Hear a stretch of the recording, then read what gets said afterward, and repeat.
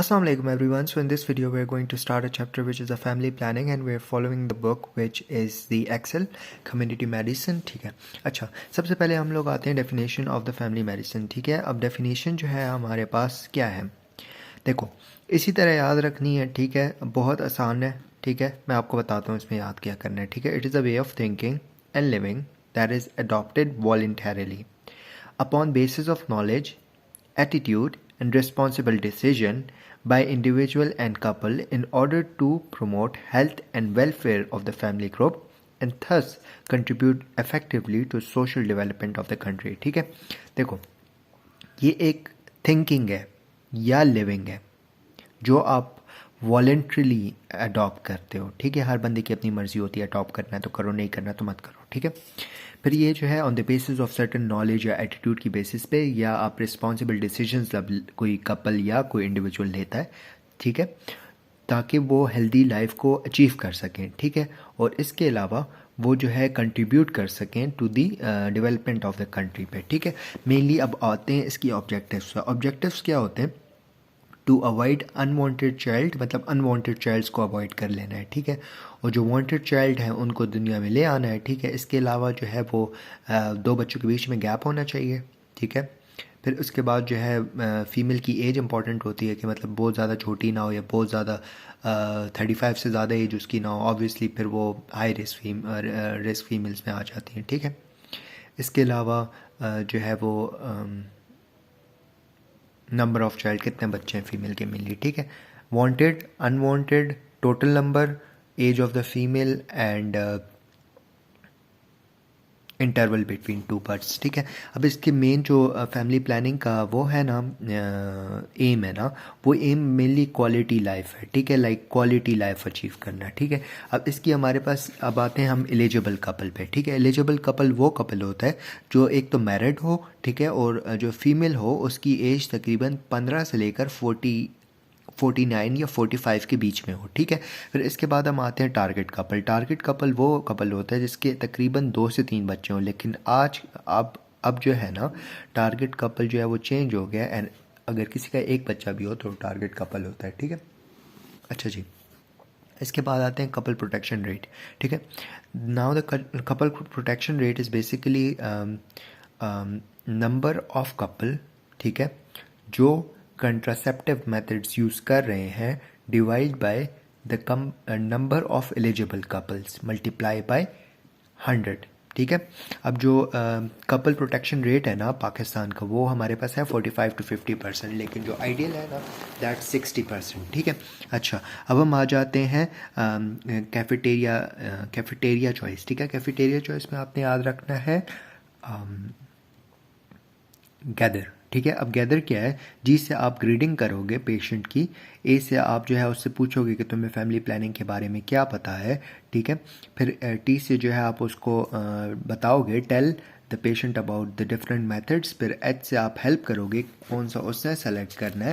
फिर आपने उसको ई से एक्सप्लेन करना है कि वो फॉर एग्जांपल वो IUCD यूज़ करना चाहता है तो आप उसको मेथड एक्सप्लेन करोगे. ठीक है, फिर उसके बाद आर से आएगा आपका रिटर्न एंड फॉलोअप. ठीक है, अच्छा अब हम लोग आते हैं जो कंट्रासेप्टिव मेथड्स हैं ना उसकी हमारे पास classification according to JE Park. ठीक है, अब देखो क्लासिफिकेशन हमारे पास दो टाइप, मतलब दो वो आते हैं. ठीक है, इसमें दो हेडिंग्स आती हैं मेनली. एक हमारे पास बैरियर्स होते हैं और एक हमारे पास होते हैं टर्मिनेशन मेथड. ठीक है, अब एक स्पेसिंग मेथड होता है और एक जो होता है टर्मिनेशन मेथड होता है. ठीक है, अब स्पेसिंग मेथड में हमारे पास सबसे पहली हेडिंग है बैरियर. बैरियर में फिजिकल बैरियर है, केमिकल बैरियर है और हमारे पास आ जाता है कंबाइंड बैरियर मेथड. ठीक है, ठीक है, फिर इसके बाद हमारे पास जो है इंट्रायूट्राइन कंट्रासेप्टिव डिवाइसेस हैं जो मेडिकेटेड और नॉन मेडिकेटेड है. नॉन मेडिकेटेड में फर्स्ट जनरेशन आ जाता है और मेडिकेटेड में सेकंड एंड थर्ड जनरेशन आ जाता है. ठीक है, फिर इसके बाद हमारे पास आते हैं पोस्ट कंट्रासेप्टिव हार्मोनल मेथड्स हैं. हार्मोनल मेथड्स में हमारे पास ओरल पिल्स आ जाती हैं और डिपॉट्स आ जाते हैं.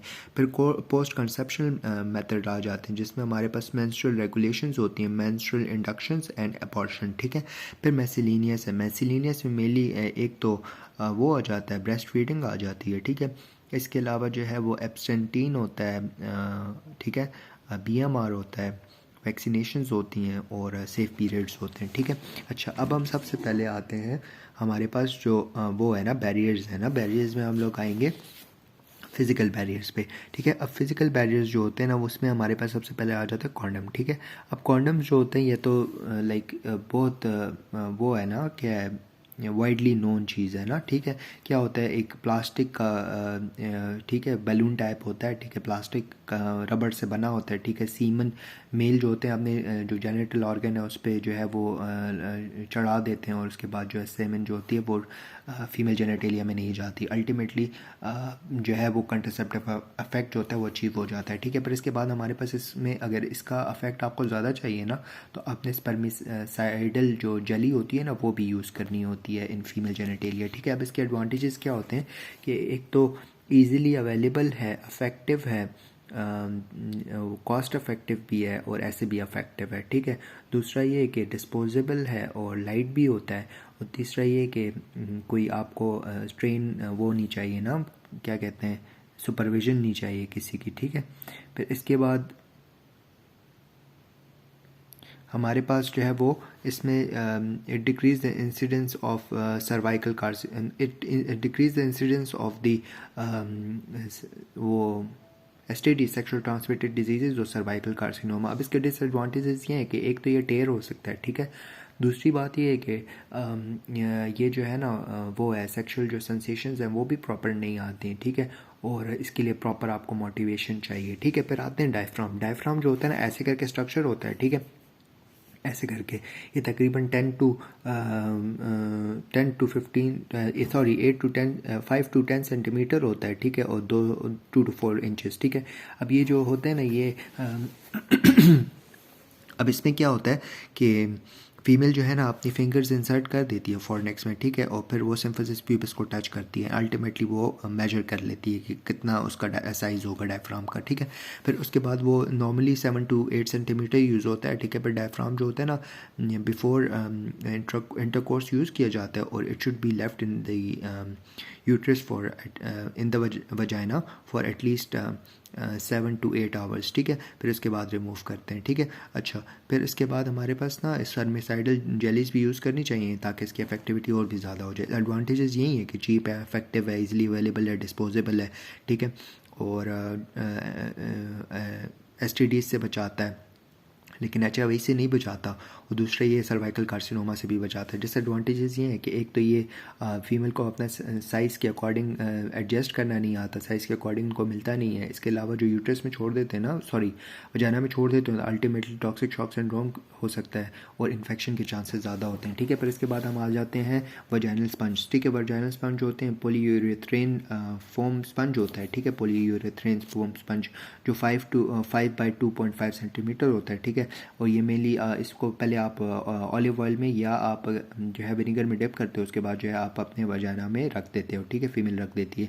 और फिर इसके बाद जो है ना स्पर्म की पेनिट्रेशन नहीं होती है। केमिकल है, केमिकल में या तो आप क्रीम यूज़ करते हो या तो आप cream, foams, soluble films and suppositories, ठीक है। अच्छा, फिर इसके बाद आते हैं मैकेनिज्म ऑफ एक्शन। यही होता है कि ये जाके कंबाइन हो जाता है स्पर्मेटोजोआ के साथ, ठीक है, और उसकी ऑक्सीजन इनिबिशन करता है, ठीक है, अपटेक इनिबिशन, तो अल्टीमेटली स्पर्म जो होता है वो मर जाता है। डिसएडवांटेजेस इसके क्या होते हैं केमिकल की, एक तो केमिकल है ना तो इरिटेशन और बर्निंग कॉज करेगा और इसकी ये फर्टिलिटी चांसेस ज़्यादा होते हैं जस्ट बिफोर दी इंटरकोर्स आपने यूज़ करना होता है, ठीक है। फिर इसके बाद हम आते हैं ये हम नेक्स्ट वीडियो में डिस्कस करेंगे intrauterine contraceptive devices. Thank you.